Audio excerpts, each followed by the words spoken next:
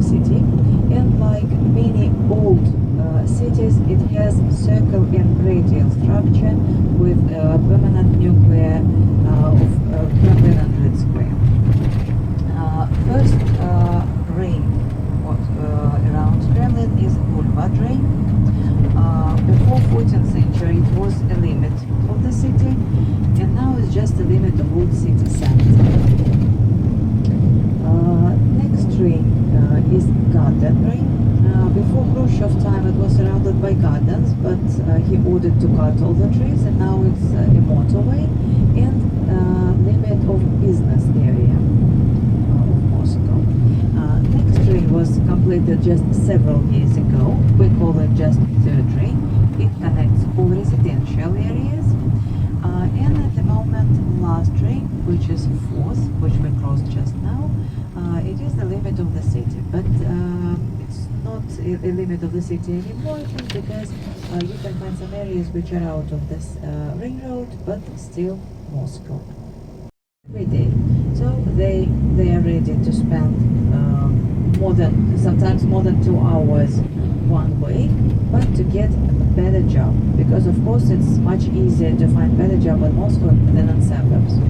So these people make 3, sometimes 4 millions added to the official population. And last years we have quite a serious problem with migration. Our migrants are from former Soviet Union countries such as Tajikistan, Uzbekistan, Georgia, Armenia, so eastern part of the country of former Soviet Union. Majority comes illegally, and nobody can count them. So we say that every day in Moscow is about 20 million people. In summer, you will never find so many people.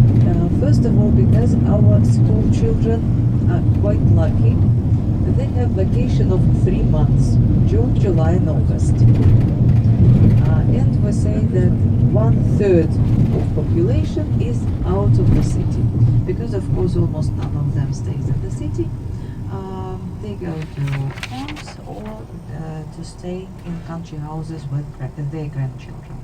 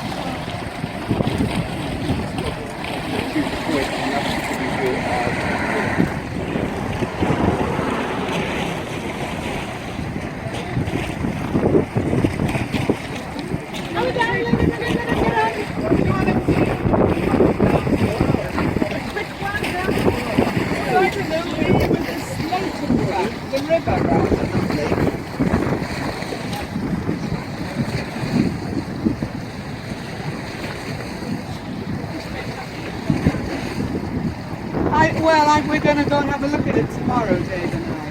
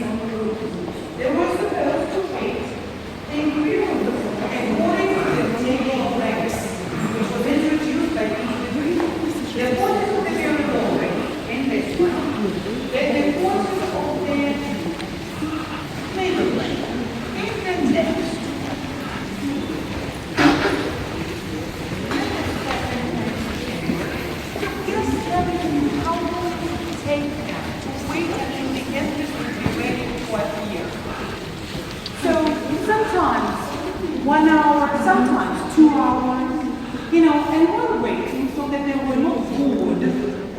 So they were entertained. You know, some small performances, you know, some small, you know, just concerts. They have something to eat, some snacks. And here you can see that picture of the dessert table. The things on the table were eatable. That was very fashionable again. And they could eat something, they could communicate to each other, they could listen to the music. As soon as it was not enough, the day was ready to appear, everybody was invited to the throne, right? But also, one by one, the first antechamber, guests of the various courses of the then I would like you to pay attention at the ceiling. The ceiling is decorated by very characteristical features of Baroque style, the plafond, it is called.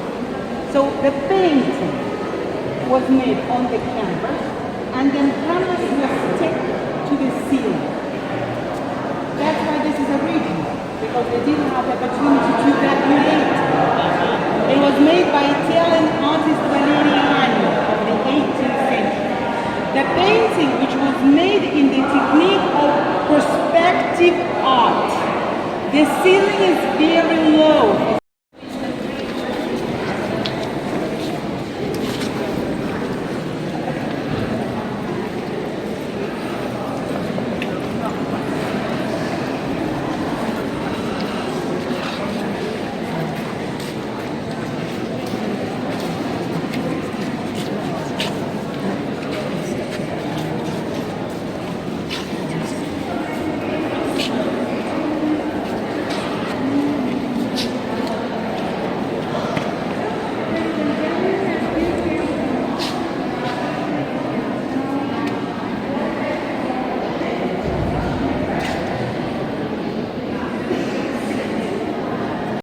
Belfry, very high. Until nowadays, the belfry of Peter and Paul Cathedral is the highest architectural landmark of the city, 122.5 meters. Only TV Tower nowadays is higher than this belfry. And you can see only very small dome above the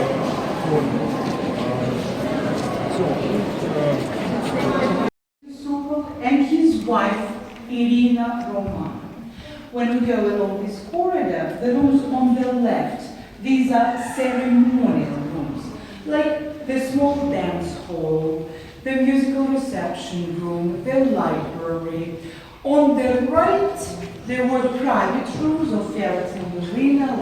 Who sold the building at the land in 1830 to Prince Nikolai Yusupov II. So, from 1830, this very palace belonged to Yusupov's family. And the palace which we can see nowadays, it was not constructed that way at the same time.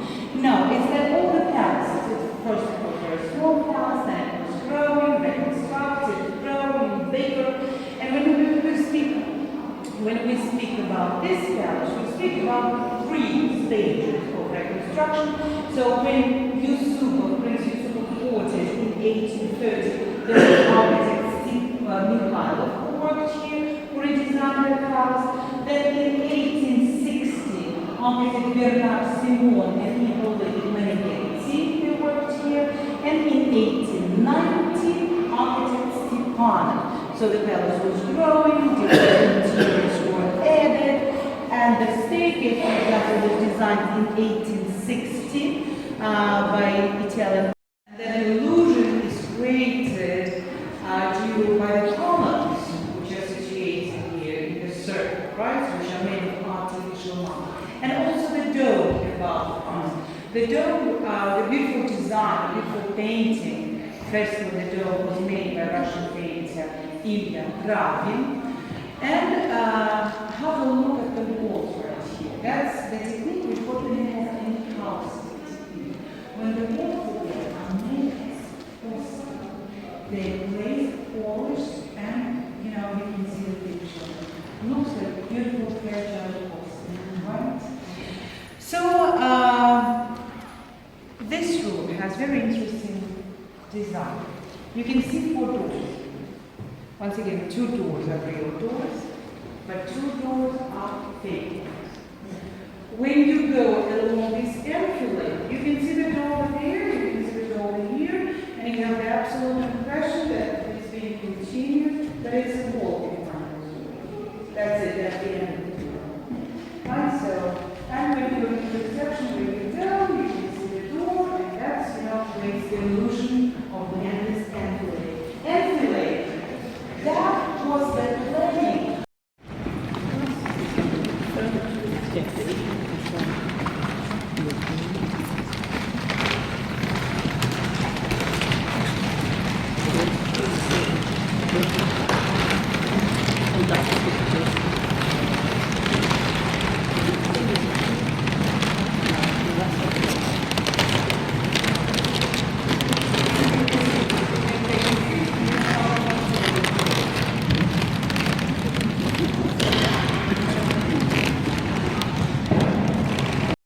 And the stage here in front of you is of the same size as the hall for spectators.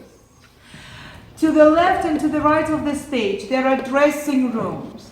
Here you can see the orchestra pit as well, right?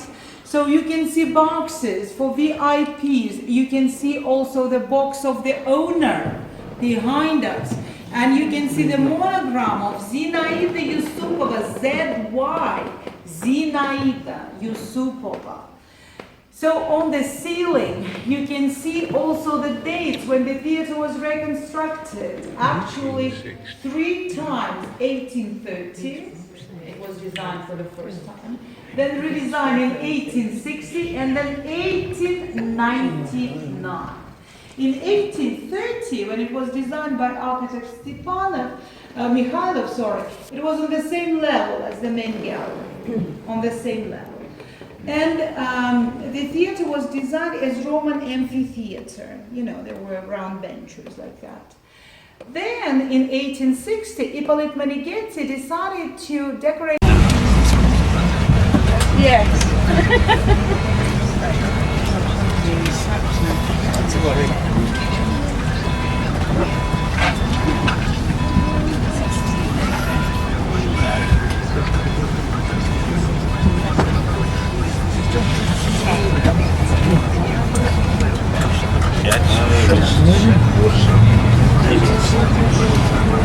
I'll be your guide. So our group is 22 people, so we'll wait for some other people to join.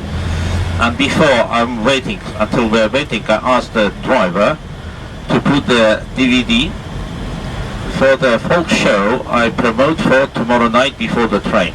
It's #1 show. If you want, you can join, yeah? And now he will put it on the film until I wait the rest of the people. They will be with us today and tomorrow. And to start our tour. Сейчас давай по Олимпийскому на Цветной, на площадь Тверская, вокруг Кремля, первая остановка, So, and we start our tour from this hotel. I hope you like our hotel. Yes, very nice. Wonderful breakfast. And you have very good breakfast, so very good. So, welcome to Moscow, first of all. And Moscow is the capital of Russian Federation. Moscow is quite an old city. Moscow was founded in the middle of 12th century. Now, it's a city tour, whatever I'm telling you, you have to remember, because tomorrow you have to pass the test. If you don't pass the test, they send you to Siberia to learn Russian history there. So, Moscow was first mentioned, not founded, but first mentioned in 1147. Ну давай дальше, а куда дальше? Ну да. So, the thing is, in front is traffic a little bit will be difficult because today you've seen lots of people in the morning next to the hotel, Muslims, so today is Muslim holiday. And I told you Russia is a very big state, very big country. We have 30 million Muslims. Aboriginal nations live here, and Russia considered to be among the biggest Muslim countries in the world. And today is their holiday, plus we have lots of immigrants. Moscow is a very big city. Size of Moscow is 2,250 square kilometers. It's very big, believe me.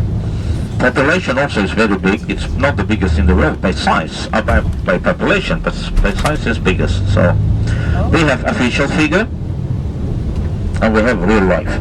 In this country, official real life will be different. Yeah? So we count together how many people we have in Moscow. Official, 12 million.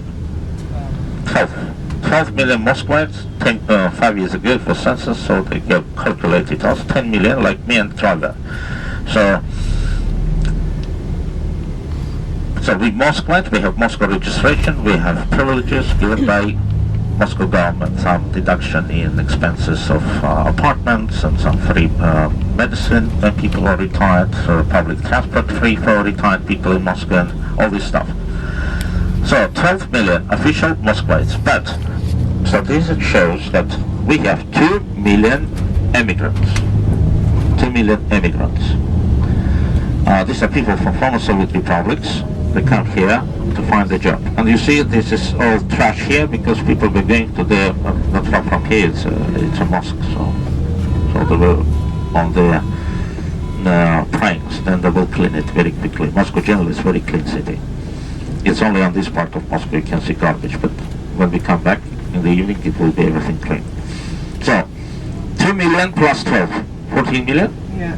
Plus they say every day 3 million people come to Moscow to work from province, from Moscow region, from other places. So 3 million plus 14, 17 million, plus 22 of you. We have 17 million and 22 people in Moscow, so we have exact figure. Yeah? So I told the old city, yes, was mentioned in 1147 by a person whose name was Yuri Dolgoruki. Yuri Dolgoruki was Prince of Suzdal. You see, in Middle Ages, Russia was split number feudal states. The first ancient capital of Russia, old Russia, is Kiev.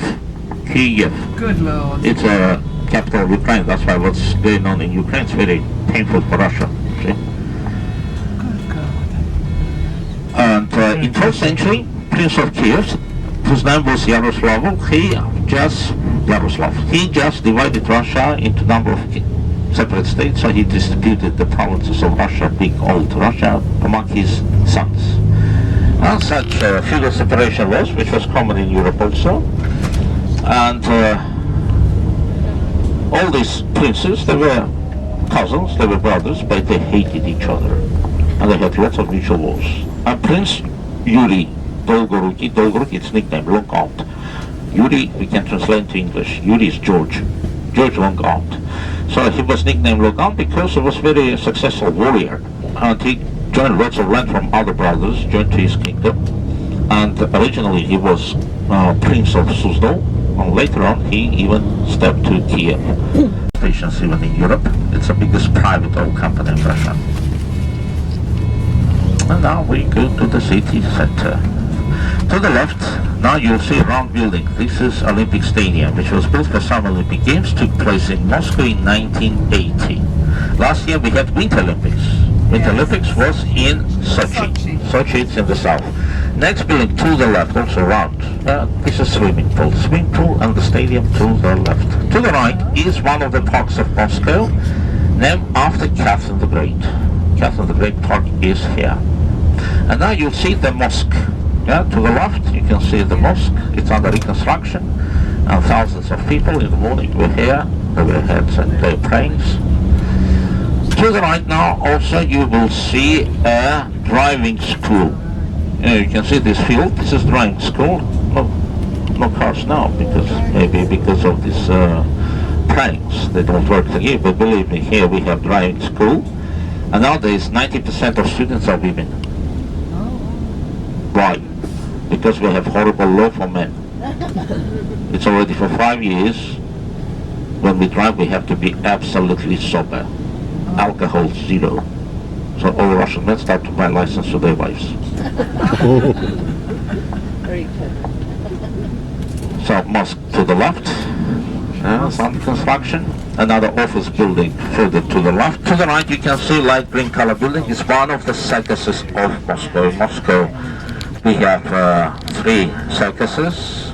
We'll see 2 of them. We'll pass next. One of them is here. So since 19th century, it's mostly animals performed here. We don't see it. Lots of people to the left over there. And then Muslims over there. Well, Moscow is a very big city, but very green. We have lots of parks and gardens. I told you the name of this park to your right hand side is named after Catherine the Great, famous empress of 18th century. To the left you can see one of the monasteries built in 18th century. And now we are approaching to the limits of Moscow of 18th century. Your hotel is on the limit of 19th century. And in front you can see the bridge. In old time here was a wall. Was limit of Moscow of 18th century, but the same 18th century, late 18th century, these walls were demolished. They planted gardens here. Like this continuation of the garden which is to the right here, also there were parks and gardens. And in 20th century they cut off the trees and they made the road, circle road. But gardens were here. We named this road Ring of Gardens. Whatever is within these Ring of Gardens, length of it is 10 kilometers, 16 kilometers, 10 miles. Whatever is within So this is historical center of Moscow of 12th and 18th centuries. Mongol Tatars, one of the princes of Vladimir, whose name was Ivan I, was appointed to become main tax collector. And he settled in Moscow, because Moscow at that time was very rich. I will take you to the Red Square. Red Square was the main market of Russia at that time. And he got nickname, all Russians are set official names and nicknames. Official name was Ivan I, nickname Kalita. Kalita means the wallet. So the first prince of Moscow was Ivan the Wallet. That's why we Moscovites are very commercialized people. On your right hand side you can see the building of so-called old circus, and to the left you can see fountains there with the clowns, sculptures of clowns. We are now on one of the boulevards, driving along one of the boulevards, name of it Tsvitnoy, or Flowers Boulevard. And now behind the trees to the left, closer to the square, you will see the monument, a column, and at the top of it is monument to Saint George. Saint George considered to be Saint Patron of Moscow. Why Saint George? Because Moscow was mentioned by Yuri Dolgorukhin. George looked after Saint Peter was Saint George. That's why coat of arms of Russian Federation is two-headed eagle, and he has the shield. Over there is Saint George. Saint George means Moscow, capital of Moscow. On your left hand side now you'll see the monument of Saint George. You see to the left. Is killing dragon. And we're approaching to the limit of Moscow of 17th century. Now we turn to the right and we drive along boulevard chain. Here also was a wall before. If you look to the left, boulevards are going on, to the right also going on. So here was a wall before, but this wall also was demolished and these boulevards appeared. Both sides of the street you can see 2-3 story buildings. So these are 19th century buildings, some of them restored. Here mostly merchants lived and aristocracy in these buildings, but all of them lost their property after Bolshevik Revolution. The Bolshevik Revolution took place in Russia in 1917 during World War I. So name of this boulevard, Petrovsky or St. Peter's. To the left you can see the churches behind the trees of St. Peter's Monastery. Very old monastery is of 16th century, since 16th century it's known. And inside this monastery we have the graves of relatives of Peter the Great, but mother's side, Narishkin family. Well, Peter the Great was Romanov dynasty. In our history we had two dynasties in power. First dynasty was Rurik, and they were Vikings by origin. They settled in Russia since 9th century. They came to Novgorod, it's a town between Moscow and St. Petersburg. Then they settled in Kiev. A second dynasty came to power in 1612 after Civil War, times of trouble known in our history, when Poles invaded here. And 1612 they retreated. 1613 a new dynasty, Romanov dynasty, was elected and they were in power for 304 years till 1917. To the right, beautiful palace. This is a hospital built by Catherine the Great. So you can see now in some places classical style palaces of 18th century which were built mostly by Catherine the Great. And since the time of Catherine the Great, the first public hospitals appeared in Russia. And now we're approaching to one of the main squares of Moscow. In a couple of minutes we'll drive through. So this is Pushkin Square. But before we get there, I want to draw attention to a very beautiful church. Will be after this building on your right hand side. Very old, built in Russian style, a Russian Baroque style. So both look to the right. Very beautiful church. Name of this church is Nativity of Our Lady. With these little arches round, yeah, we name it Kaposhnik. So this is Moscow design of 17th century. To the left over there, this building and further to the left is Cinema Hall, one of the main cinema halls of Moscow, named after Pushkin. And we approach now to Pushkin Square. You will see in a minute a monument to Alexander Pushkin, famous Russian poet and writer, considered to be founder of modern Russian language, Alexander Pushkin. And he lived in Moscow, in St. Petersburg, in Ukraine, in Odessa, in Crimea. He traveled. Russians love him very much. And in Moscow we have street named after him, theater named after him, square named after him. So Pushkin for us is everything. Yeah, like for you Shakespeare, yeah? Symbol of art. So for Russians, Pushkin. And he lived in 19th century, early first half of 19th century. It was a romantic time. In art, in Russian art, he was lyric, poet of love. And Pushkin Square now is to the left. You can see some fountains, and next to the road over there you see the monument to Alexander Pushkin. And we are approaching now to one of the main streets of Moscow. We drive now along the street. Name of the street is Tverskaya. The Pushkin monument is to the left. So, in front, over there, we have McDonald's. Oh no. This is the I thought you first closed McDonald's them of all down. Moscow. First. It opened in the time of Gorbachev. You remember Gorbachev? Yes. Do you like him? Yes. Don't tell it to Russians that you like Gorbachev. If you tell Russians that you like Gorbachev, they will think that you are cuckoo. Oh, he was. Do you like Mr. Putin? Oh yes. No, Yes. don't tell Russians that you don't like Putin. If you tell Russians that you don't like Putin, they will think that you are cuckoo. You see, Russian mentality, your mentality different. You absolutely don't understand Russia. No, we don't understand you, of course. If you say you don't like By the way, we don't like Gorbachev because he made lots of mistakes, country collapsed, yeah? And we had difficult time, people lost all stations even in Europe. It's the biggest private oil company in Russia. And now we go to the city center. To the left, now you'll see a round building. This is Olympic Stadium, which was built for Summer Olympic Games, took place in Moscow in 1980. Last year we had Winter Olympics. Winter Olympics was in Sochi. Sochi is in the south. Next building to the left, also round. This is swimming pool. Swimming pool and the stadium to the left. To the right is one of the parks of Moscow, named after Catherine the Great. Catherine the Great Park is here. And now you'll see the mosque.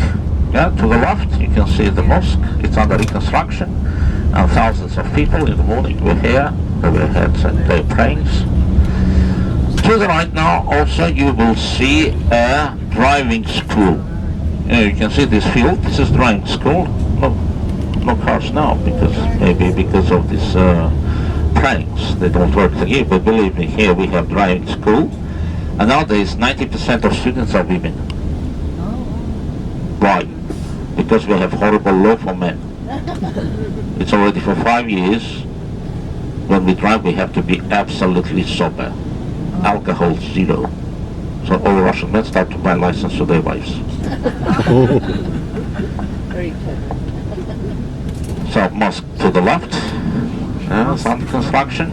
Another office building further to the left. To the right you can see light green color building. It's one of the circuses of Moscow. In Moscow we have 3 circuses.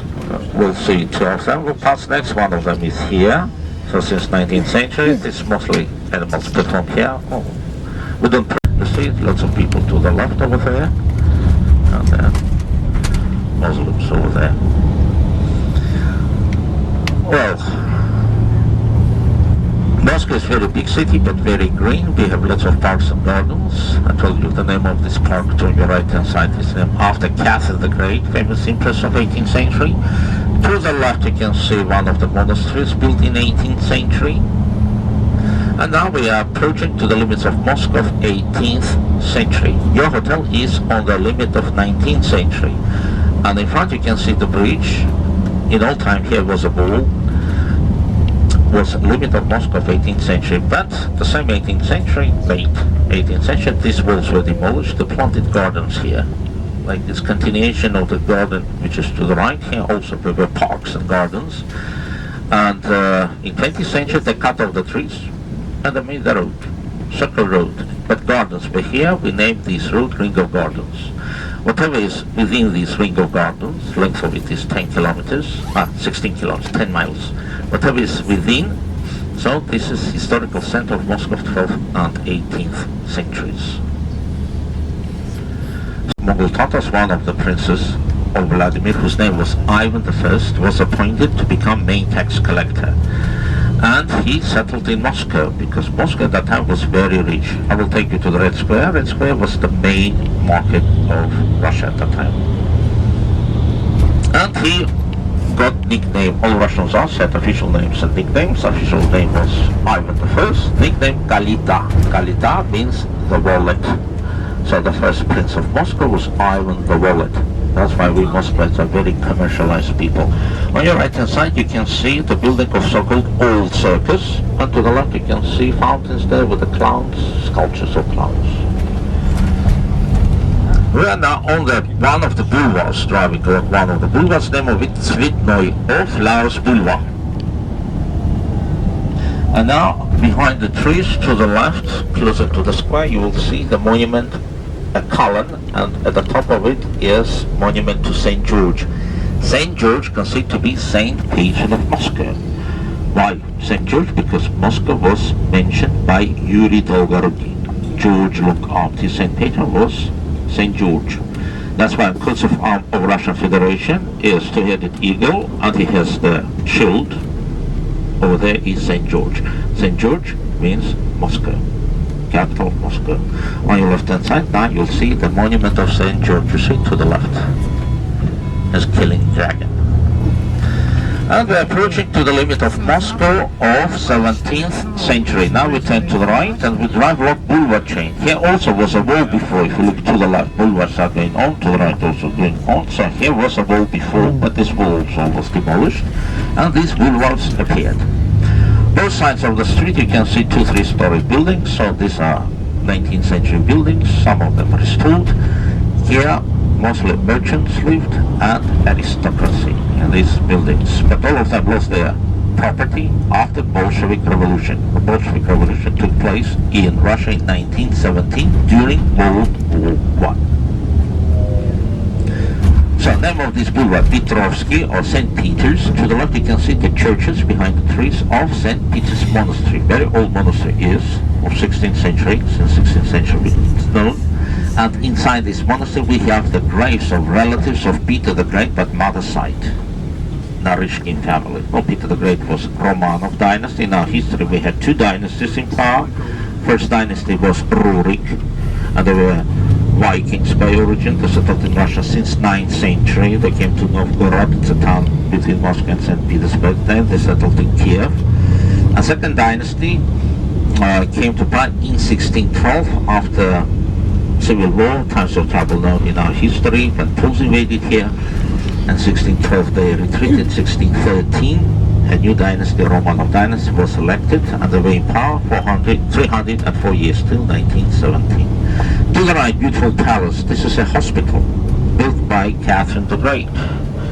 So you can see now in some places classical style palaces of 18th century which were built mostly by Catherine the Great. And since the time of Catherine the Great, the first public hospitals appeared in Russia.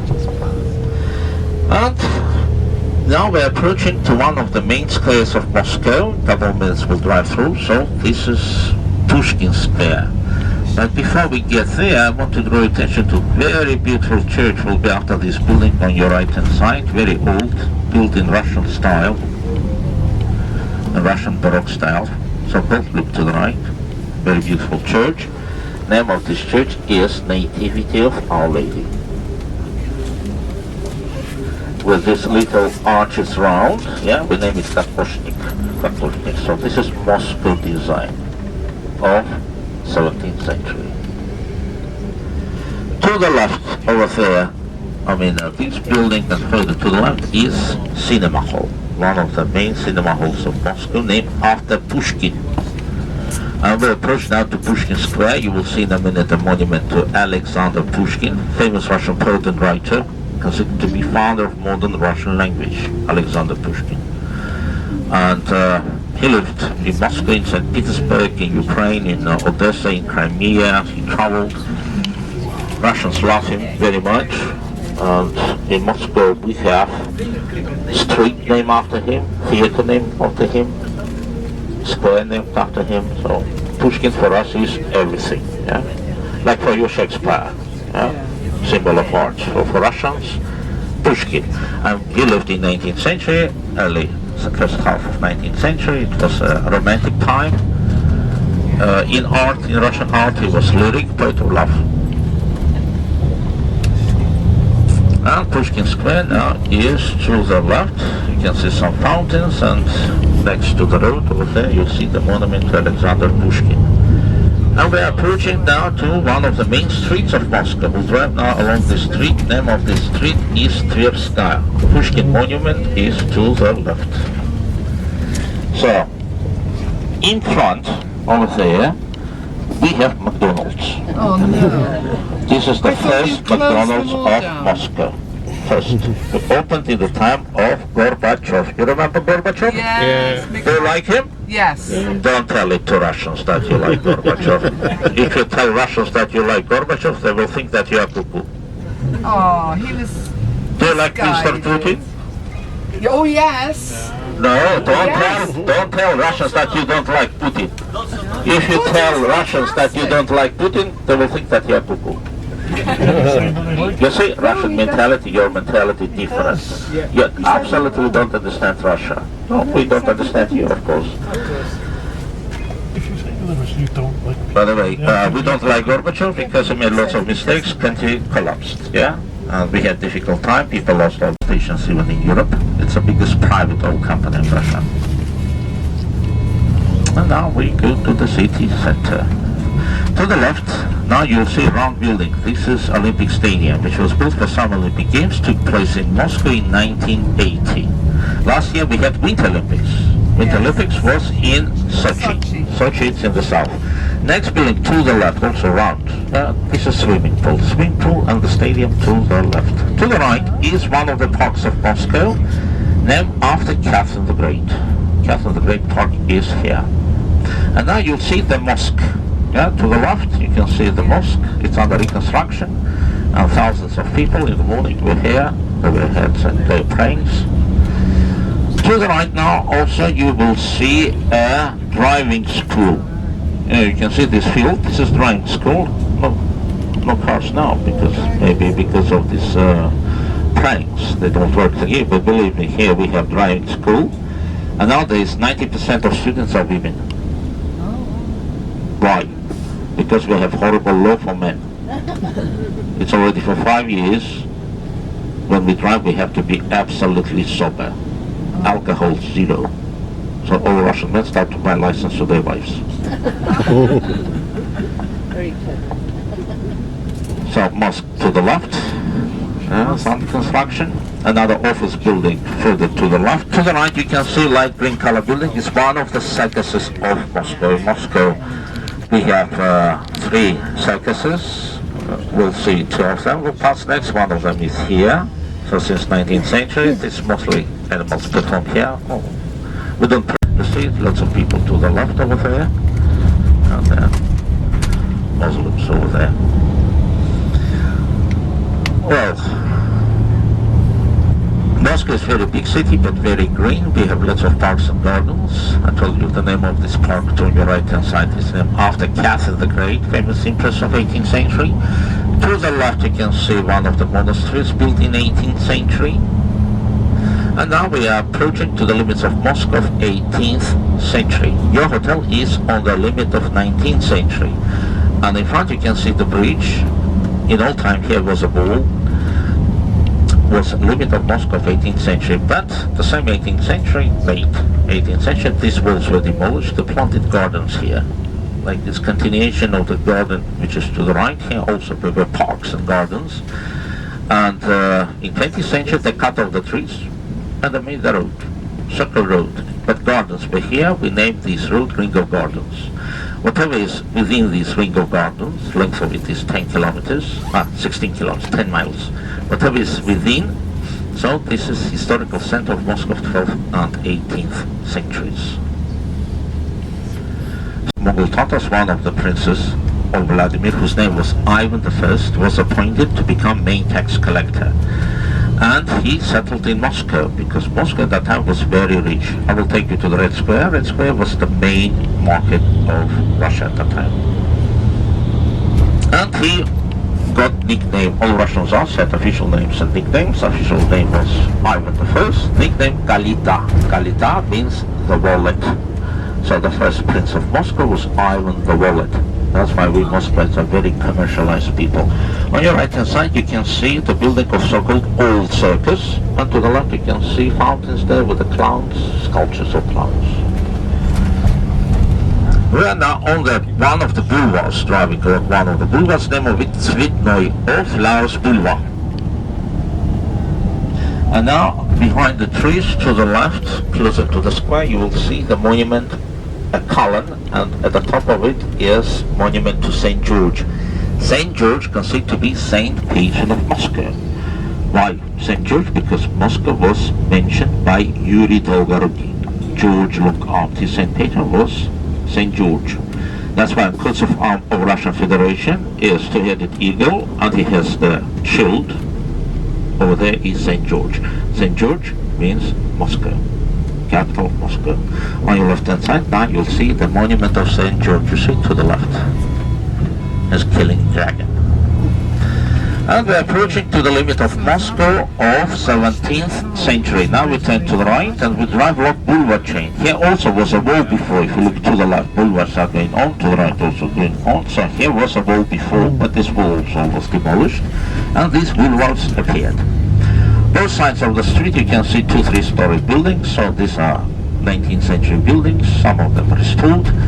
Here mostly merchants lived and aristocracy in these buildings, but all of them lost their property after Bolshevik Revolution. The Bolshevik Revolution took place in Russia in 1917 during World War I. So name of this boulevard, Petrovsky or St. Peter's. To the left you can see the churches behind the trees of St. Peter's Monastery. Very old monastery is of 16th century, since 16th century it's known. And inside this monastery we have the graves of relatives of Peter the Great, but mother side, Narishkin family. Well, Peter the Great was Romanov dynasty. In our history we had 2 dynasties in power. First dynasty was Rurik, and they were Vikings by origin. They settled in Russia since 9th century. They came to Novgorod, it's a town between Moscow and St. Petersburg. Then they settled in Kiev. A second dynasty came to power in 1612 after Civil War, times of trouble known in our history, when Poles invaded here. And 1612 they retreated. 1613 a new dynasty, Romanov dynasty, was elected and they were in power for 304 years till 1917. To the right, beautiful palace. This is a hospital built by Catherine the Great. So you can see now in some places classical style palaces of 18th century which were built mostly by Catherine the Great. And since the time of Catherine the Great, the first public hospitals appeared in Russia.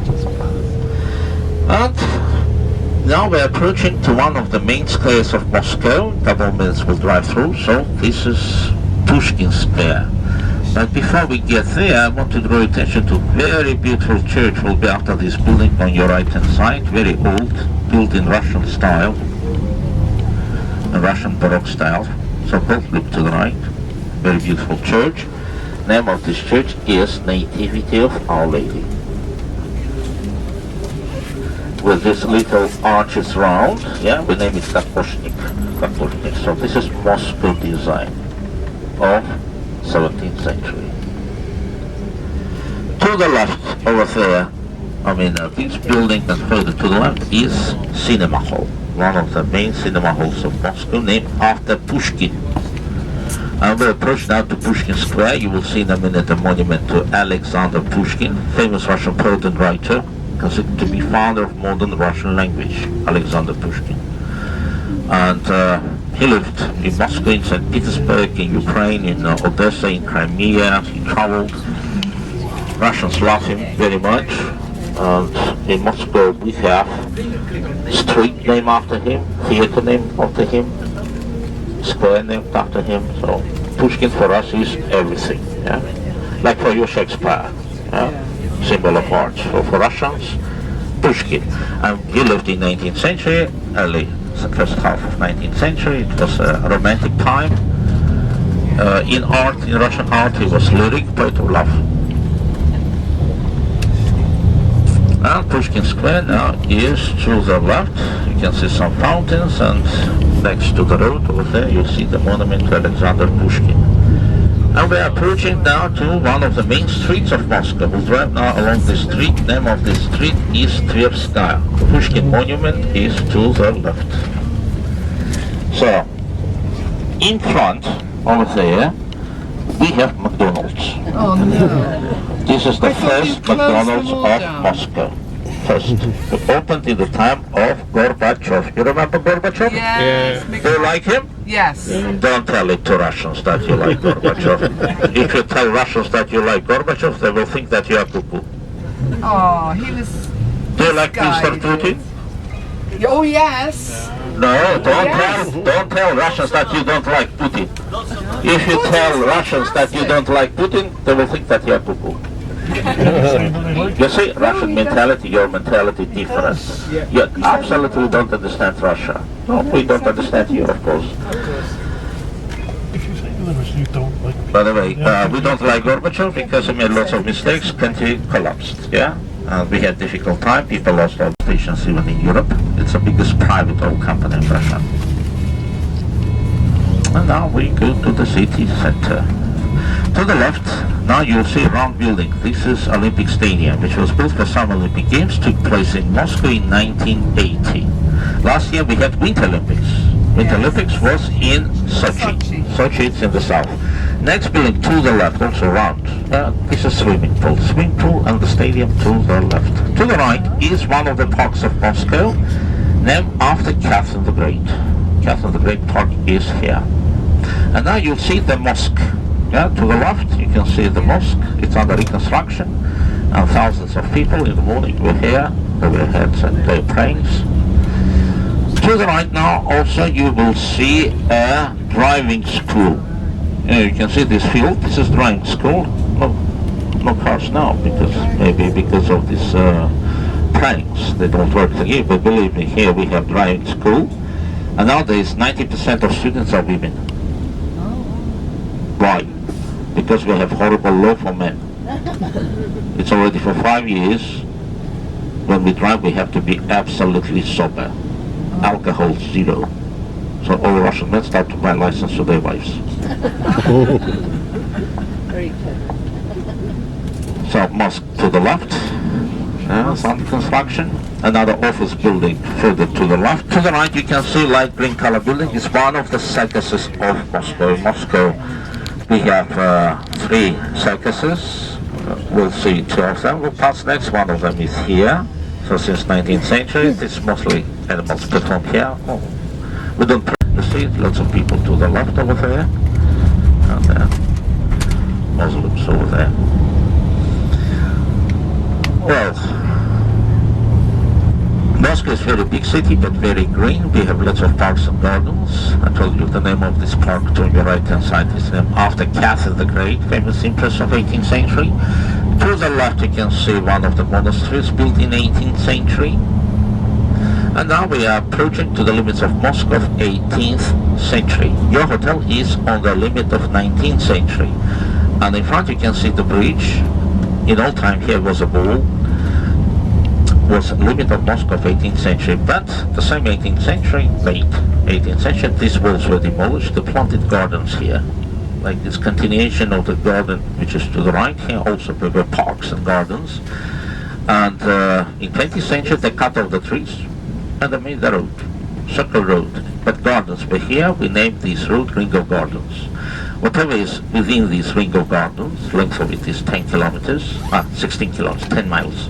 Whatever is within, so this is historical center of Moscow of 12th and 18th centuries. Mongol Tatars, one of the princes of Vladimir, whose name was Ivan I, was appointed to become main tax collector.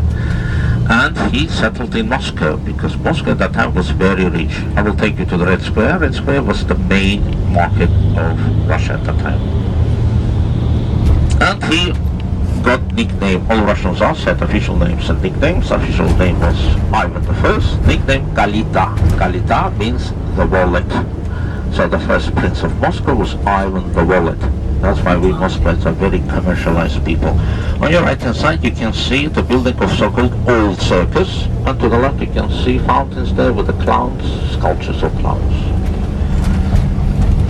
We are now on one of the boulevards, driving along one of the boulevards, name of it Tsvitnoy, or Flowers Boulevard.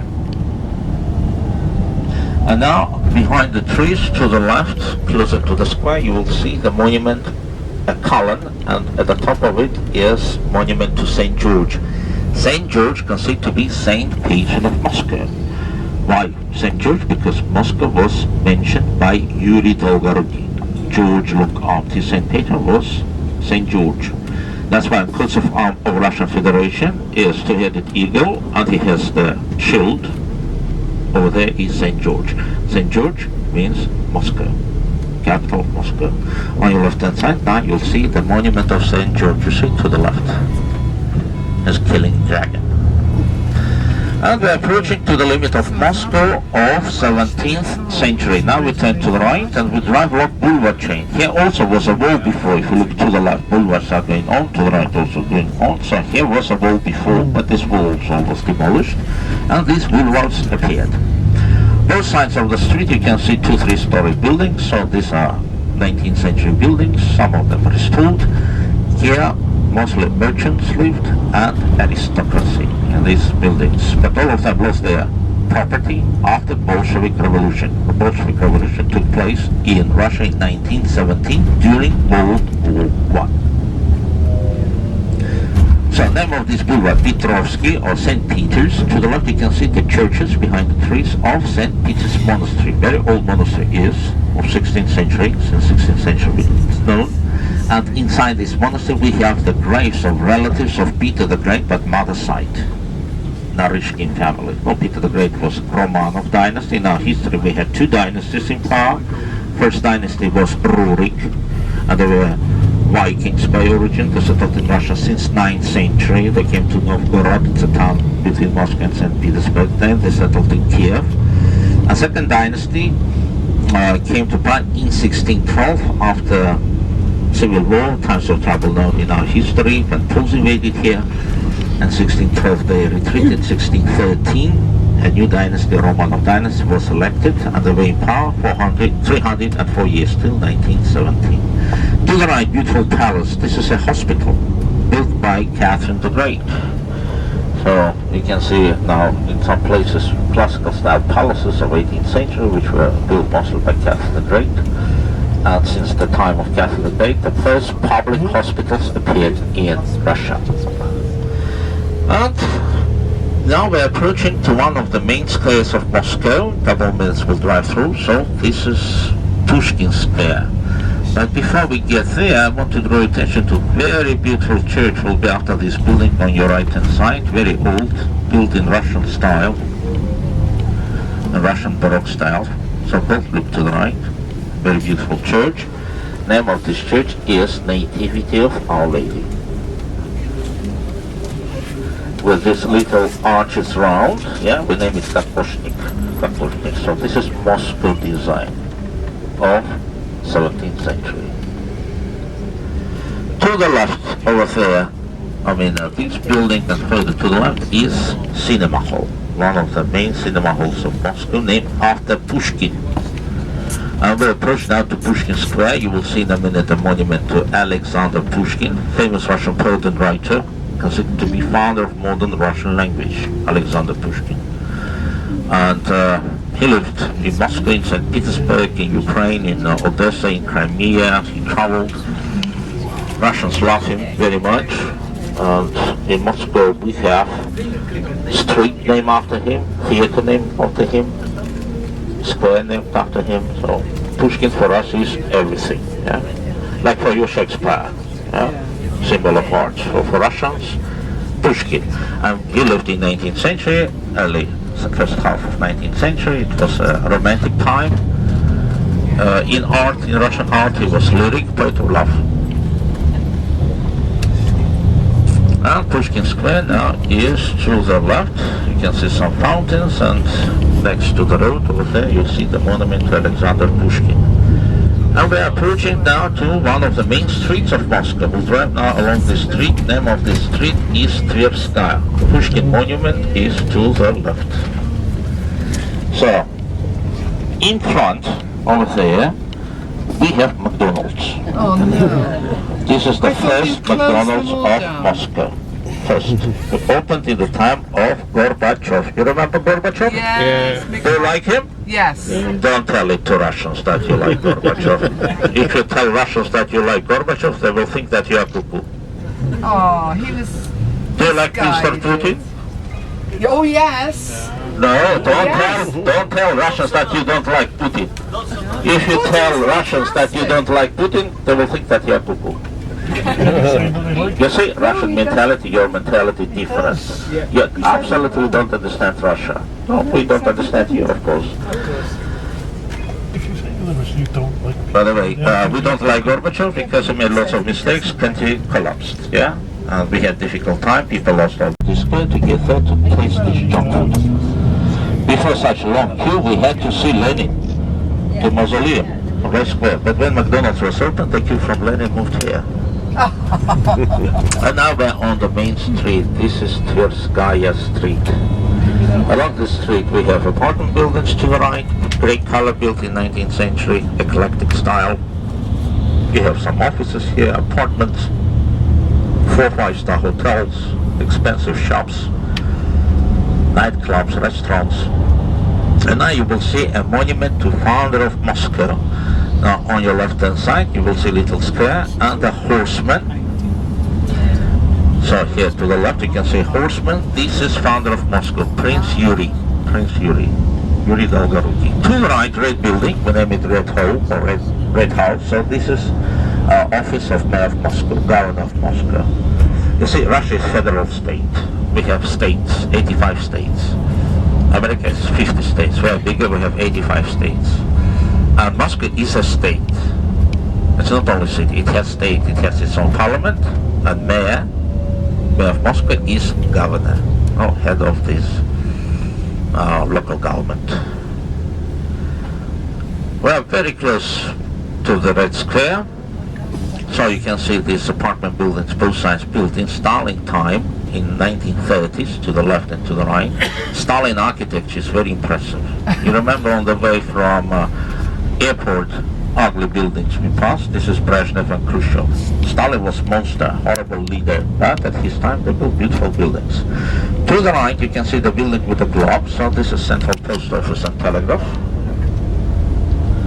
And next building now on your right hand side you will see light green color building. This is one of the drama theaters. In Moscow we have 150 state professional theaters. Next building to the right is exclusive hotel Ritz, favorite hotel of Obama and Cameron.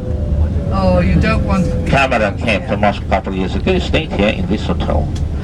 Next building, last building to the right on the corner, Art Nouveau style, built 1901. This is National Hotel. That hotel is favorite hotel of Vladimir Lenin. He stayed there. When he moved the capital from St. Petersburg to Moscow, the first couple of months he stayed in this hotel. And straight ahead, if you look from front window, you can see red building. This is Museum of History. Behind it is Red Square. So today we'll come here later on. First we'll do city tour, then we'll drop you here. I take you to Red Square, take you to the department store. Anyway, we'll come back here later on. I will tell you about this part of Moscow later on. To the left you can see the building. This is mainly one of the official buildings. This is Parliament. Here to the left. Oh, the White House. State Duma. Parliament. Parliament is from French parler, which means to talk. In Russian sounds Duma is from phrase думать, which means to think. In our parliament they don't talk, they're thinking. That's why we have no idea about their decisions. And now you will see another impressive building. This is famous Bolshoi Theater. Look to the left. Bolshoi Theater is here. And this is Theatrical Square. Here we have some other theaters. Yellow building to the left from Bolshoi is a youth theater. Another building under reconstruction to the right from Bolshoi. This is Mali Theater. Mali means small, Bolshoi means big. Bolshoi Theater was renovated. It was opened 5 years ago, so renovation lasted 6-7 years, and it cost us $1 billion. To the right now you will see another historical hotel, Art Nouveau style. This is Hotel Metropole, here to the right. Favorite hotel of Margaret Thatcher Oh no. and Ronald Reagan. When they visited Gorbachev, they stayed here in this hotel to the right. Yeah, she had a. And also on your right hand side now you see the remnants of walls of Moscow of 16th century. See? You can see White Gate, so Ilinsky Gate, and here we have the most expensive brand shops of the city. I told you yesterday Moscovites are very ambitious. Whatever we have should be tallest, biggest, largest, heaviest, the best or the worst in the world. So to the left you can see the biggest department store for children, recently renovated. Children's World we name it, to the left. And this yellow building to the left, you can take picture from the bus. This is the most terrible building of Soviet Union time. Guess what is it? Lubyanka. Lubyanka. KGB head office. This building to the left. In Soviet Union time we named this building tallest building in the world. Because from the basement you can see Siberia. Basement was political prison. Nowadays it's not KGB anymore. It is FSB. They changed the letters because KGB sounds horrible. And these buildings to the right, number of them, grey color, so this is administration of president. Before it was Politburo here, you remember Politburo? Yeah. Head office of Communist Party was, but nowadays it's nationalized. Administration of president works here. Russian power is here. In Kremlin only president works.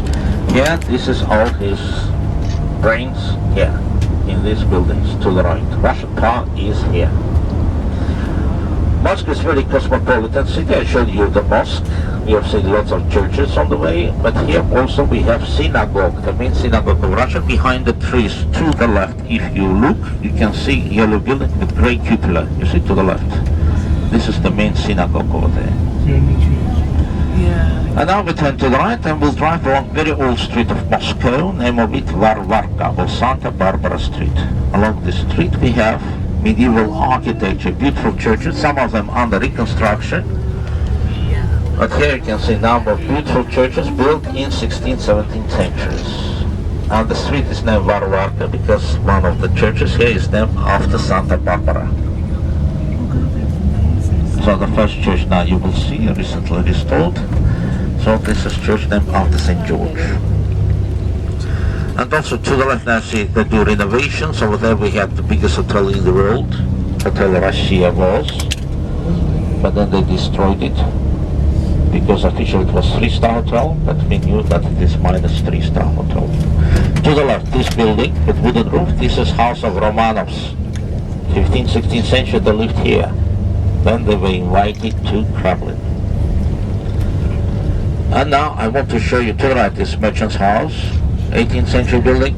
First English embassy behind the tree to the left, white walls, yeah, wooden roof. First English embassy to the left, we name it English Court. By the way, England was the first kingdom, open embassy in Russia.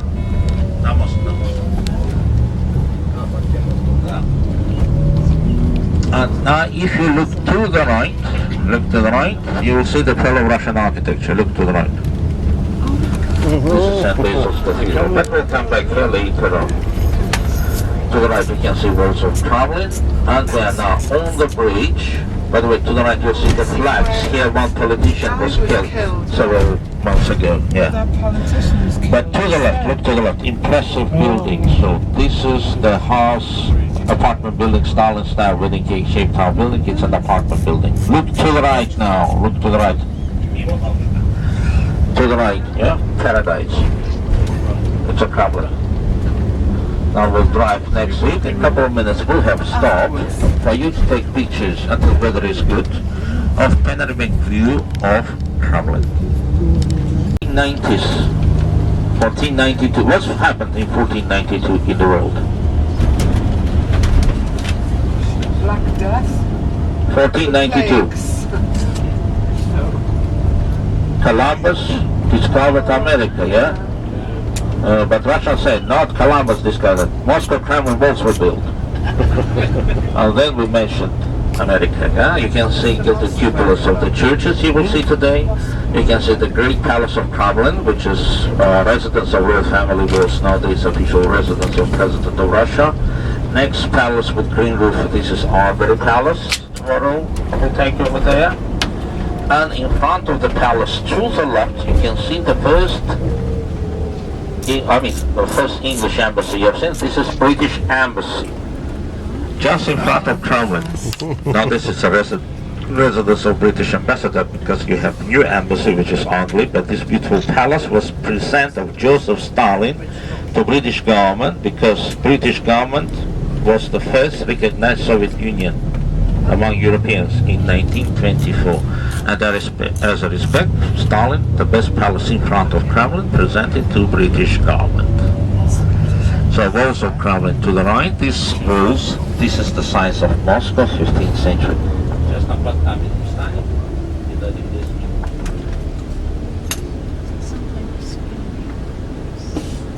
So over here we cannot park because of traffic, yeah? But under the bridge, our bus will stop and... My battery's going flat. Oh, already? Yep. What have you been taking then? I've been shooting film as we driving along. Have you got any more batteries? No. Oh, bloody hell. Got stuff? Yeah. Now it comes in port and stuff, you haven't got a battery? Well, I didn't know they weren't going to last very long. It's been alright so far.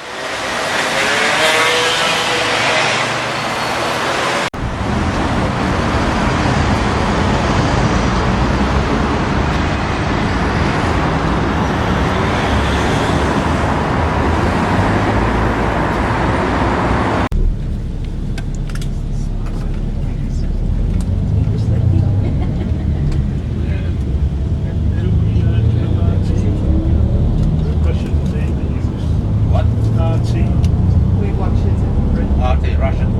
Russian. When they're off the studios in Moscow. They have something, it's in city center.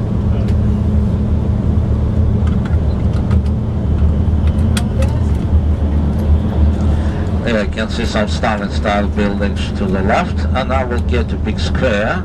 There, after Yuri Gagarin, now you'll see the monument to Yuri Gagarin.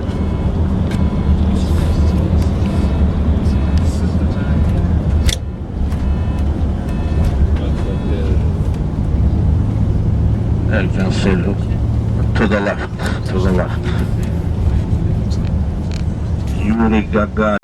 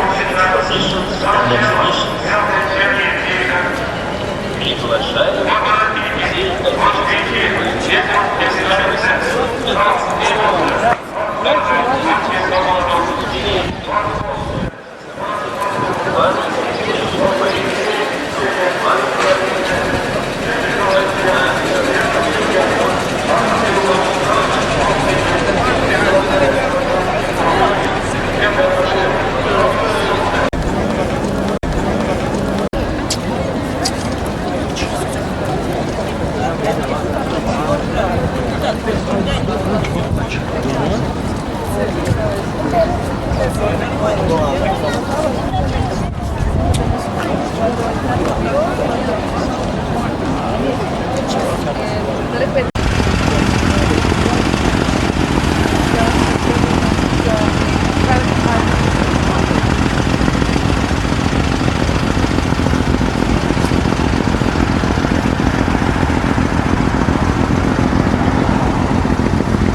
two road calendar.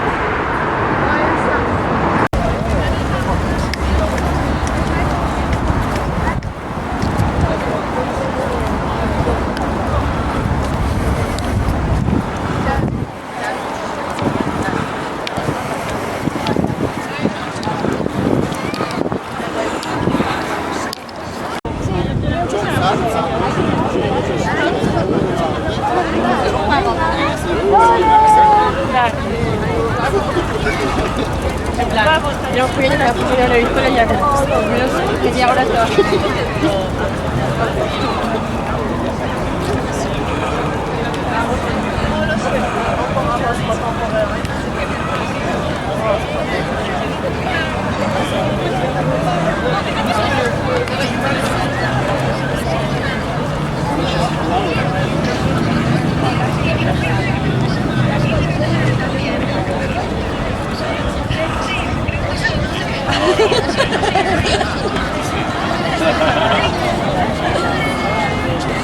Ahora se lo envías.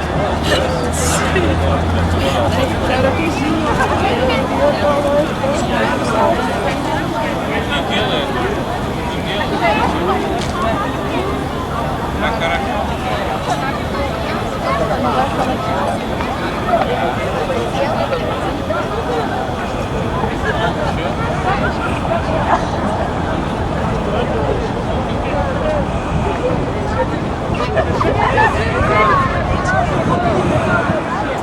Thank you.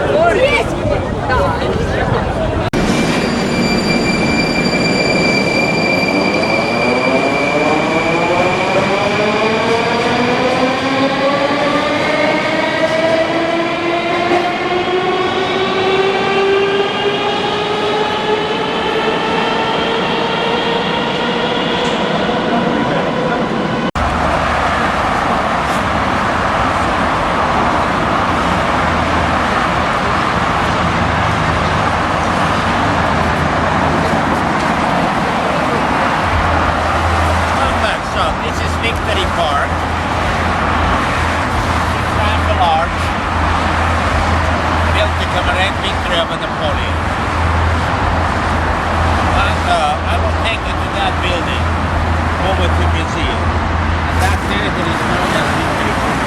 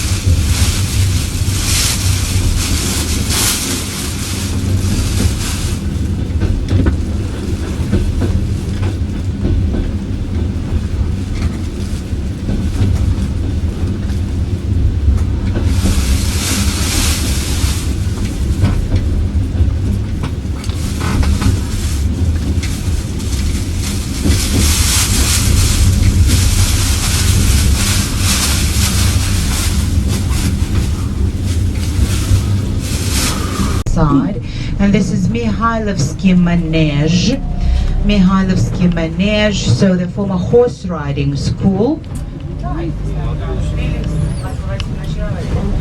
So Manege Square in front of us, you can see the monument to Peter the First, Peter the Great. Now we're making the right turn and you will see it on the left, the monument to Peter the Great and the building of Michael's Castle.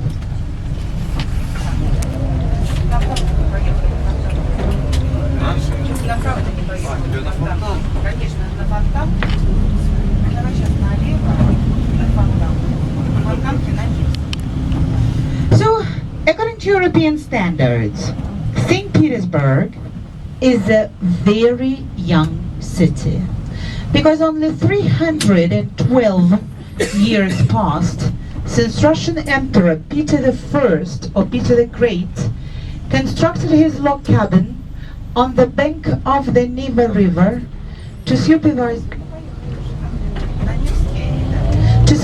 the creation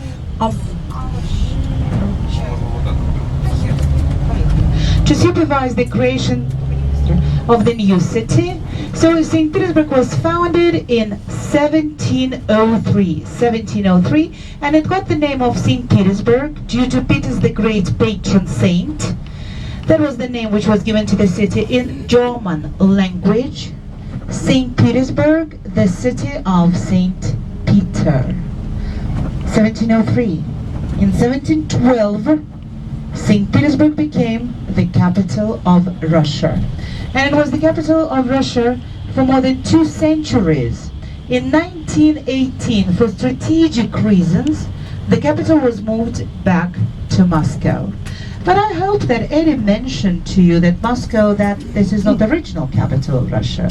Once it was Kiev, then Vladimir, then Moscow, then 1709, 1918, St. Petersburg, and then Moscow again. Yeah, a little bit later, I will tell you why it happened so that in 1918 the capital was moved back to Moscow. So St. Petersburg in 1703, and then in 1914, it appeared absolutely impossible in Russia to have the city with a German name. Guess why? The war. Because of the war, definitely. The First World War, Russia appeared to be against Germany. That's why the decision was made to rename the city, and the city acquired another name, which was Petrograd, which meant the same, the city of Peter, but already in Russian language. Petr is Peter, Grad is named into which city? Leningrad, absolutely correct. During the time of Peter the Great, Peter the Great wanted people from all over Europe to come here, to work here, to stay here. Certainly they wanted to have their own churches. That's why certainly Peter the Great allowed them the construction of their own churches. The only one law had to be observed. All the churches of Russian Orthodox religion were supposed to be on the right-hand side of the street, the churches of other religions on the left-hand side of the street, aside of the street line. Now on your left-hand side, the pink building, this is the Stroganov's palace, the palace of Count Stroganov. I wish I could say that the famous beef Stroganov was invented right here, but unfortunately not. It was invented in his palace in Crimea. So we are crossing the Moika River, and the building on your right-hand side, this is very popular cafe, the cafe of Wolf and Beranger in the 19th century, very popular amongst artistic people, writers, composers, poets. Have a look to the right. On the right you can see the triumphal arch which leads to the palace square. So the triumphal arch which leads to the palace square, situated in the building of the general staff, and we're approaching the very beginning of the Nevsky Avenue, making the left turn, and on the right in the beginning of the avenue you can see the building of the Admiralty. Admiralty, we'll see it several times more again. It was designed by Russian architect Adrian Zakharov. At the moment we're driving along the street which has the name of the small naval streets. 2 streets which go in parallel with each other right here. They have the names of big naval and small naval streets, because that was the neighborhood where in the 18th and 19th century the naval officers used to live who worked in the Admiralty building. And the Admiralty was designed as the headquarters of Russian fleet. If you look at the building on our right-hand side, that was the building where the famous Russian composer Peter Tchaikovsky used to live and where he died as well. And that's why here you can see the memorial plaque, which says that this is the house where Peter Tchaikovsky died on the 25th of October, 1893. That was also the place where the famous Russian ballet dancer Galina Ulanova used to live as well. Now have a look to the right. Once again, you can see the building of the Admiralty in the beginning of Gorokhovo Street. And here you can see the beautiful planning of St. Petersburg. Admiralty was planned as the compositional beginning for three main streets. The Nevsky Avenue starts from Admiralty, Gorokhovo Street starts from Admiralty, and the next street we're going to cross, Voznесensky Avenue, starts from the Admiralty building. So like the rays of the sun, three streets radiate from the Admiralty building. And once again, when we cross this street, if you look to the right, you will see the main tower of the Admiralty, the main spire of the Admiralty in the beginning of this very street. And now, ladies and gentlemen, on your right-hand side, just coming into view, you can see St. Isaac's Cathedral.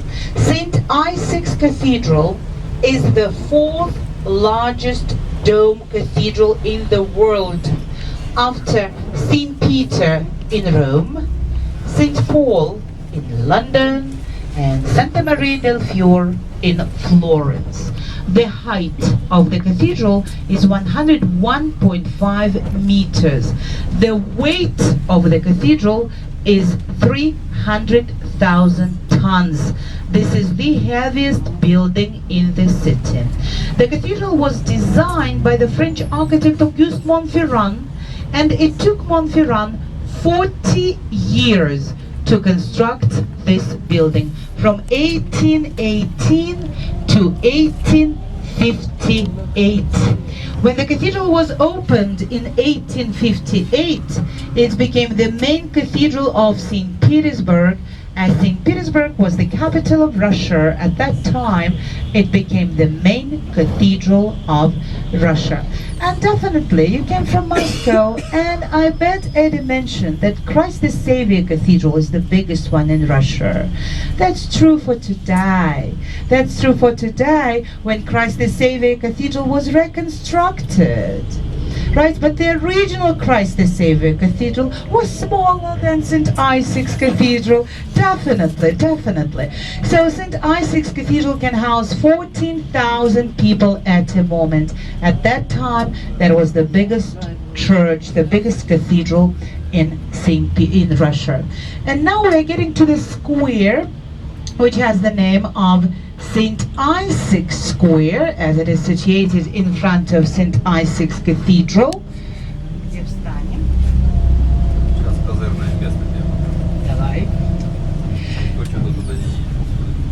And on the right-hand side, ladies and gentlemen, the building which you can see, this is the building of the City Council of St. Petersburg, the City Council. It is decorated with two flags, as you can see. That's three-colored Russian flag, and that's also the flag of St. Petersburg, which has the coat of arms of St. Petersburg.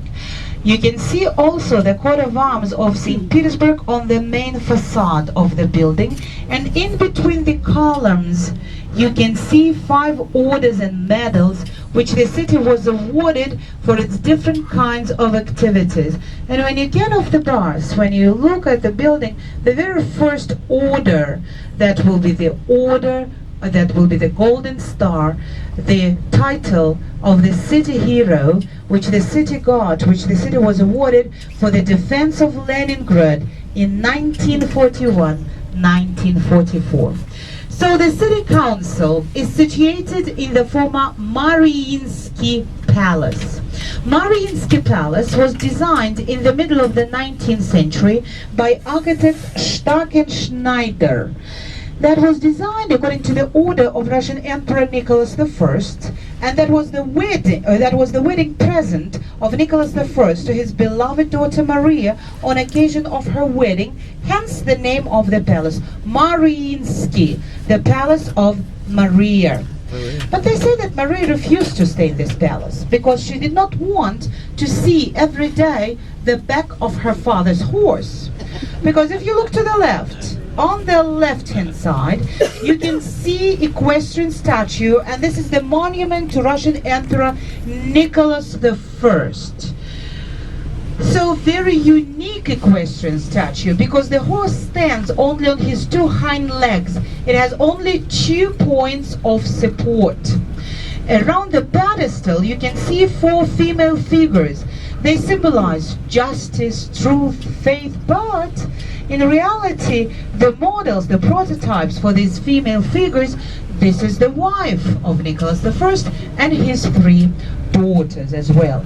The monument was designed by architect Auguste Montferrand, engineer Betancourt, and sculptor Peter Clot. You can see also that the pedestal of the monument is decorated with bas-reliefs which show different important scenes of the reign of Nicholas I.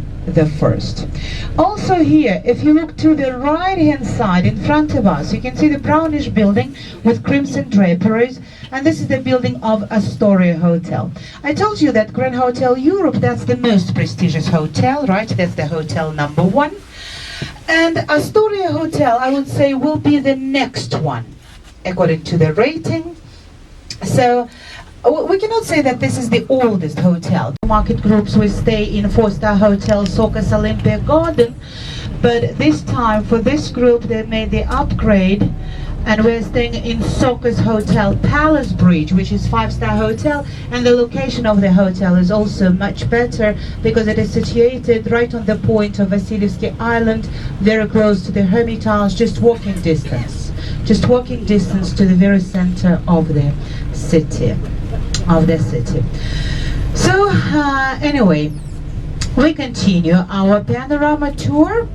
Yeah, and we are leaving St. Isaac Square, right? So Astoria Hotel on the left, the monument to Nicholas I, and we are crossing the Moika River along the widest bridge in Europe, so the blue bridge across the Moika River. And now on our left-hand side, you can see the building of the Mariinsky Palace, the former Mariinsky Palace, nowadays the City Council of St. Petersburg. And we're driving along the Voznesensky Avenue right now. That's one of the central avenues which goes to the south of the city. But now we're going to make the right turn, so we're going to leave the Voznesensky Avenue and we're going to another place which is tightly connected with the history of this city. So we're going to the Theater Square. We're going to the Theater Square along the Decembrist Street, the street which was named after Decembrists. You know, in Russian history, the very first revolutionary uprising took place in 1825 on the 14th of December. That was the first revolt after the war with Napoleon. When Russian noble officers came back to Russia, the new idea appeared in the mind of Russian officers. They wanted to abolish serfdom in Russia and they wanted to proclaim Russia a republic. So when they came back, so they organized revolutionary society, and on the 14th of December 1825 there was the uprising of Decembrists on the Senate Square. The uprising was bitterly suppressed. 5 leaders of the uprising were executed. All the other participants were sent to Siberia for life for hard labor. And during the Soviet time, the street got such a name, Decembrist Street. And here we're getting to the Theater Square. The Theater Square got its name due to the building of the Mariinsky Opera and Ballet Theater. Mariinsky, it is famous as the former Kirov Opera and Ballet Theater. Empresses, hence Alexandrinsky Theater, Mariinsky Theater. But during the Soviet time, after the death of Sergei Kirov, Sergei Kirov was very close comrade in arms of Vladimir Lenin. Sergei Kirov was one of the very serious competitors, rivals to Joseph Stalin for the power. He was the secretary, the first secretary of the Leningrad Committee of the Communist Party, and he was killed according to the order of Stalin. After his death, the theater was given the name of Sergei Kirov. And though the original name was given to the theater back in 1991, Mariinsky Theater, the ballet group, still calls themselves Kirov Ballet, as that became practically the brand due to which they became popular all over the world. And our next stop, ladies and gentlemen, will make by the very beautiful church, which is known as St. Nicholas Naval Cathedral, which is now on our right. Останавливаемся, да. Which is now.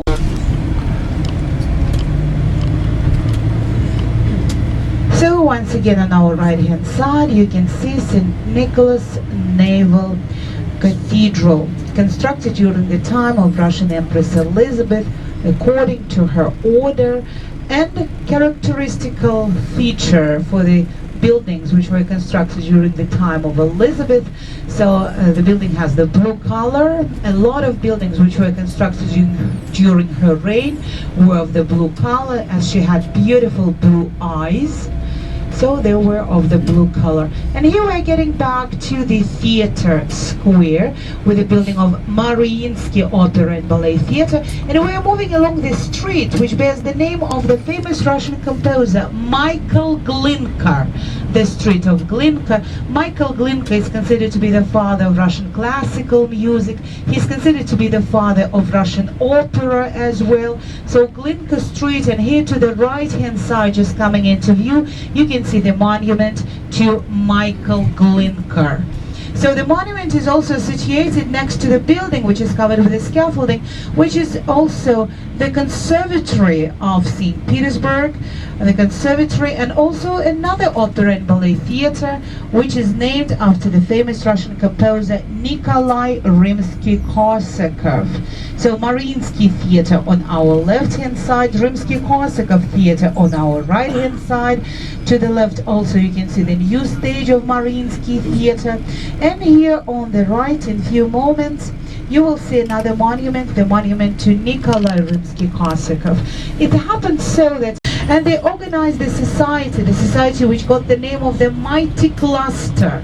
Mighty Cluster, the members of the Mighty Cluster were such great composers as Glinka, Rimsky-Korsakov, Balakirev, Curie, Borodin, Mussorgsky.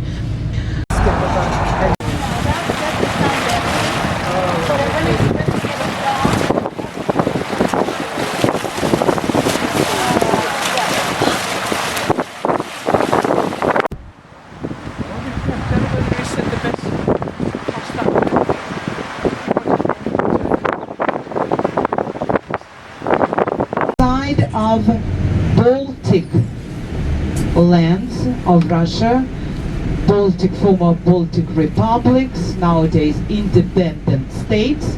So Navar Triumphal Gate, and they were erected here to celebrate the victory over Napoleon in the War of the 1812. There was a tradition in Russia that the troops which were, we are moving around. We're moving around. So there was a tradition in Russia that the troops which were coming back with a great victory would march under the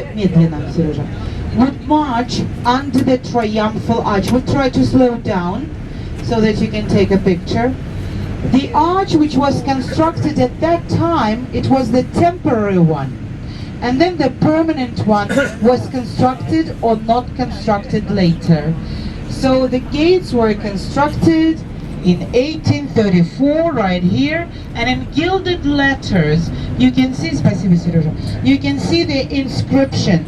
The gates were erected according to the order of Russian Emperor Alexander I, and all the regiments are enumerated there, the regiments which participated in the Napoleonic War. in St. Petersburg we have two gates like that. In Moscow only one, in St. Petersburg two, and one of them we'll see on our way back when we'll be entering the city from the south. Now, ladies and gentlemen, on your left-hand side, just coming into view, you can see the monument to Sergei Kirov. You remember Sergei Kirov, the first secretary of the Leningrad Committee of the Communist Party, the one which was killed according to the order of Joseph Stalin. And you remember Mariinsky Theater had the name of Sergei Kirov, right? Kirov Opera and Ballet Theater. On our left, you can see very interesting building. You can see still Soviet emblem right there, right? It's the hammer and sickle. Right there, yes, the building which was constructed in so-called constructivism style. That's the Soviet architectural style. You know, such buildings you can find only in the countries of so-called socialist camp, in former socialist countries, right? Constructivism style. When strict geometrical proportions were observed, no decoration, practically very practical, but some still you can see. The building was constructed as the House of Culture. They had different exhibitions there, you know, there were some different organizations for different amateur activities as well. So now this is one of the office buildings. And now please have a look to the left. On the left hand side, you can see the beautiful railing. Ladies and gentlemen, this is the railing which used to decorate the small garden of the Winter Palace. And it was dismantled in 1917 and was abandoned for some time. Fortunately, it was not melted, so they restored it and used it right here as the railing of the park of the victims of the revolution of 1905. That was the name of the park. All the buildings, ladies and gentlemen, which you can see around us, they were constructed already in the post-war years. The front line was situated very close to this place. The city was constantly bombarded from the land and from the air. And in this area only 5% of buildings survived. 95% was destroyed by Nazis. But still some historical buildings survived in this area. Now on your right hand side, just coming into view, you will see one of the former mansions. That was the countryside estate here to the right, the yellow building with a green roof. That's the former palace of Princess Yekaterina Dashkova. Yekaterina Dashkova was very close, was the friend of Catherine the Great as well. So now they have the wedding palace right here. And now on the right hand side, ladies and gentlemen, we are passing the workshops of the Kirov plant, Sergei Kirov. So the plant was given the name in 1930 after the death of Sergei Kirov, but before that it was famous as Putilov plant. Belonged to very successful businessman, merchant, Putilov. And now actually we enter the road which connected St. Petersburg and Peterhof. In the 18th century that was very beautiful, picturesque, road with a lot of landscapes, forests here and there, palaces here and there. And very often this road was compared to the road to Versailles, from Paris to Versailles as well. But in the end of the 19th century, rich businessmen would buy land right here and they would start construction of their own enterprise. Yeah, on the left we're passing the vestibule of the metro tube. So that's Kirov plant, that's the name of the metro station. This is the red line and line number 1. So the first metro in St. Petersburg appeared in 1957. In 1957, we're much younger, our metro is much younger than Moscow. That's why we do not have such beautiful, still pretty, very clean, still pretty, but not that beautiful as Moscow metro, definitely we have to acknowledge that. But St. Petersburg tube is considered to be one of the deepest in Europe, because in many places it goes under rivers and canals. There is no single place where the metro comes to the surface And you understand that when it goes under rivers and canals, like for example, the depth of Admiralteyskaya metro station, the depth of the underground vestibule is 220 meters. 220 meters.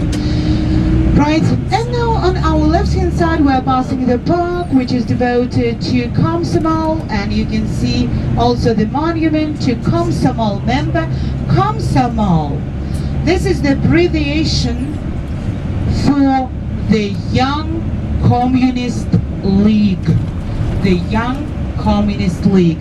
That was during the Soviet time, and during the Soviet time there was a lot of attention which was given to upbringing children,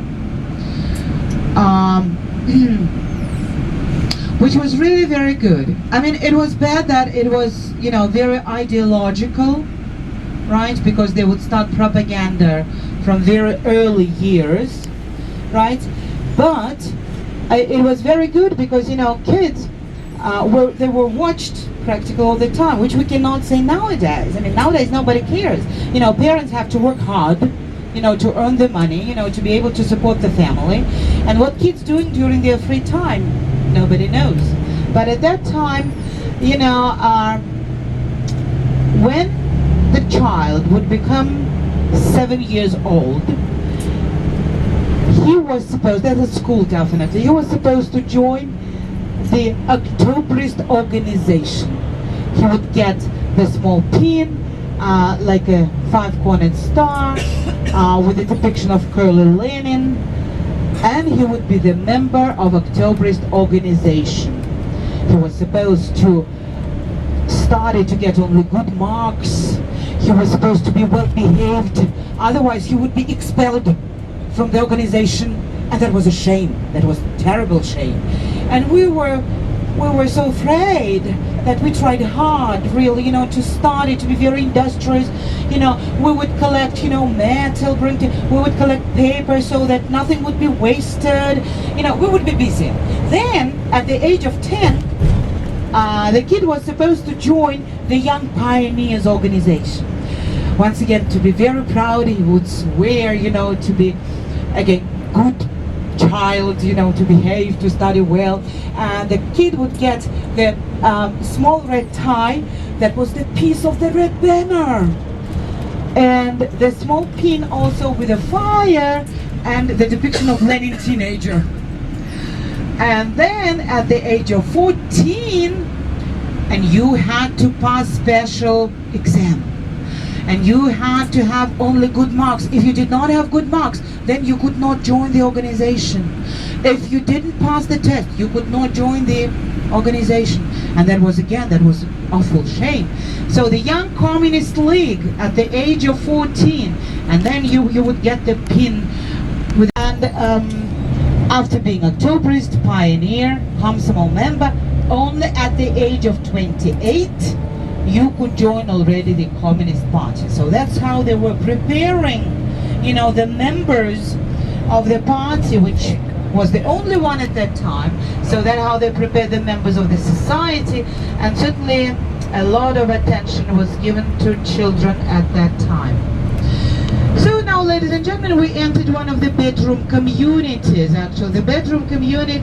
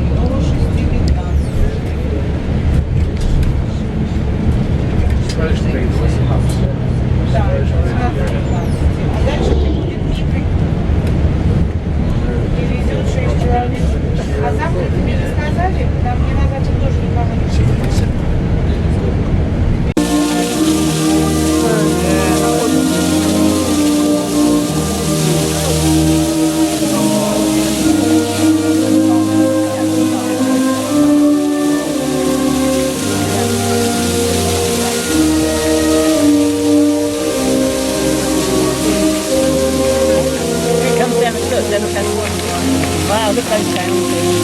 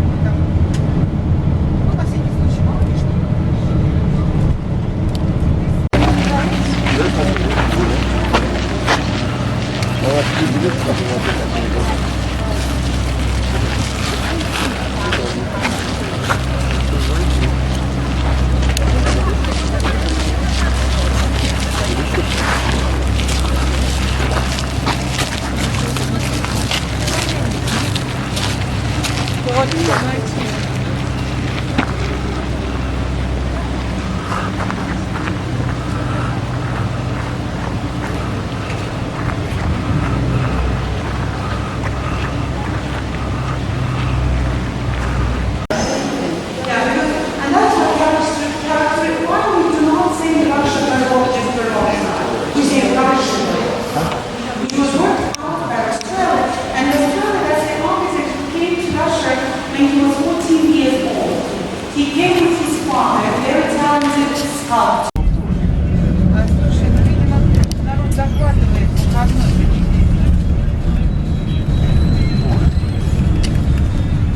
Может, да.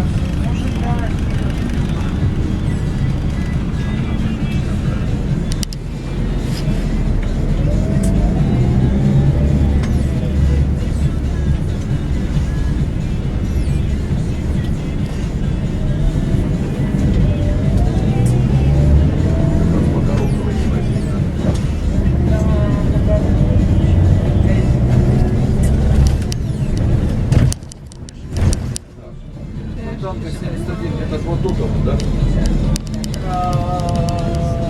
71, да, справа, да, вот ноги.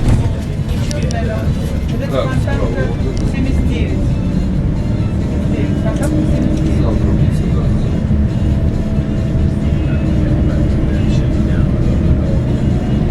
А что там, Сочи в Росси, наверное? А?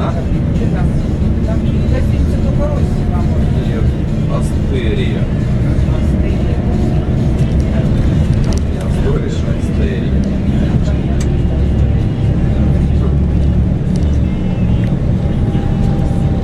Я вас откатаю и поеду туда. Ой, как скажи, куда поедешь? 4.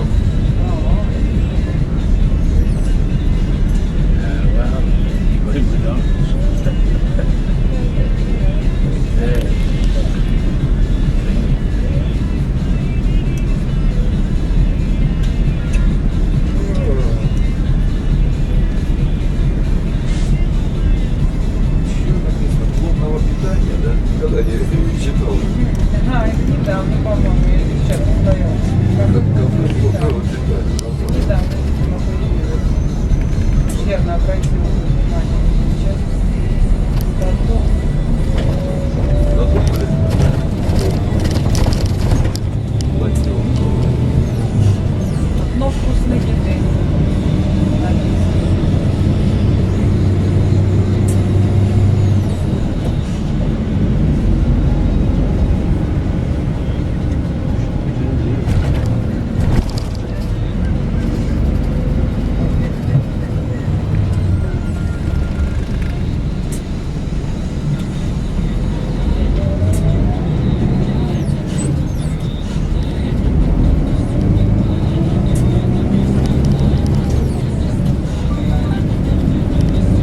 Куда ее? Ну, козел. Красный свет же. Куда же он прет?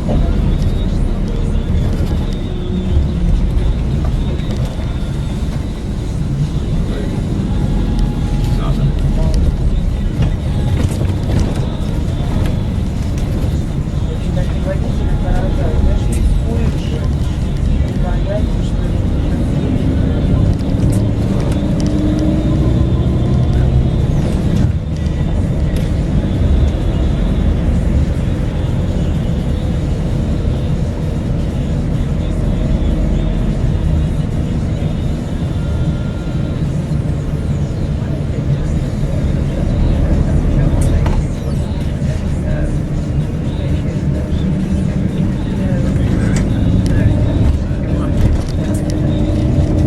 Понимаешь, они считают, что им все можно, когда, вот, например, как вчера, вот, слушай, ну, они, понимаешь, боятся, тем более там же автобус был, я другой, у него там фобия или что-то начинается. Вижу же тебя, если ты боишься, ты что ты на сигнал жмешь? На сигнал, тормоза, да? Да. А они, получается, значит, им хватает. Нет, там аппарат какой-то был. А какая разница? Но дело в том, что у него только вот смелости хватает вот на это. Он думает, я ж такой, что я заведу себе пассажиров иностранцев, если он уже начнет что-нибудь с автобусов делать.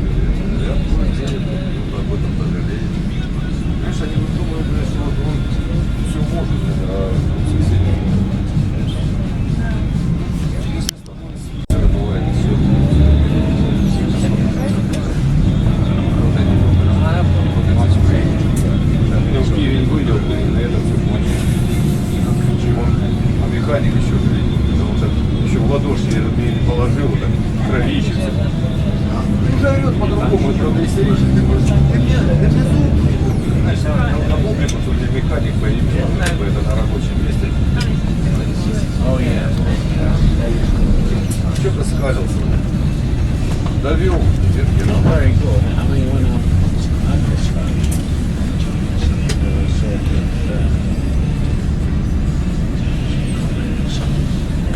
причем это водитель механик. Механик там. Нет? Он, кстати, в Версе работал. Ну, должна ты его знать, я фамилию не знаю.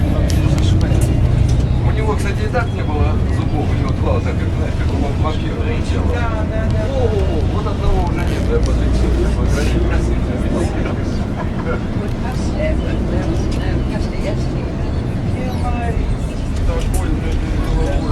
А, он мне еще в денег занял. Тысячу, я ему больше хотел занять, как ему больше не занял. А он мне полгода отдает эту тысячу, я сам на машине ездит. Говорит, а ты же у тебя бензин, я ему 95-й, говорит, ну вот видишь, зима плохая, а ты на работу на машине. Я говорю, вот или пешком, или на машине. Если он какие-то ширак, а ты, говорю, мне тысячу, не сигареты не надо. Плохо ехал. В январе он выехал. Я его привожу. Ворота открыты.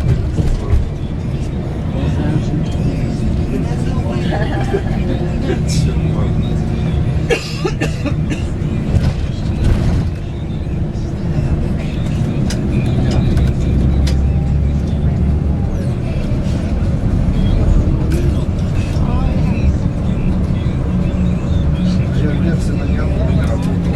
Это не справа. Это трехмостовые? Нет, не план. Туманы, нет плана.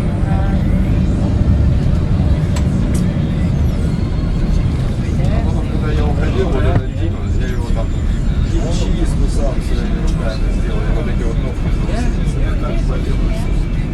Все сделал, мне понравилось.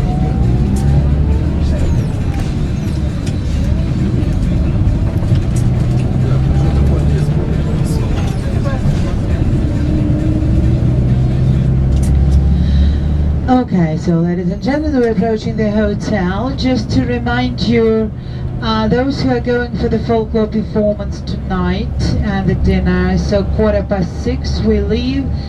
And tomorrow morning we leave what time? 9 o'clock. 9 o'clock, 9 o'clock, right. 9 o'clock the luggage is being loaded, and then one we're coming back to the hotel to pick up the rest of the group. Ты промахнулся. Я проехал. Сейчас налево было, да. Проедем, нет. Ну, вот давай сейчас посмотрим, если налево мы сейчас посмотрим. Да. Я еще думаю, что ты решил, может, с этой стороны заехать. Посмотри. Дальше я сейчас по чуть-чуть. Ну и куда-то. Проедешь. Да? Ну, так, мы можем проехать прямо. Я пока не вижу.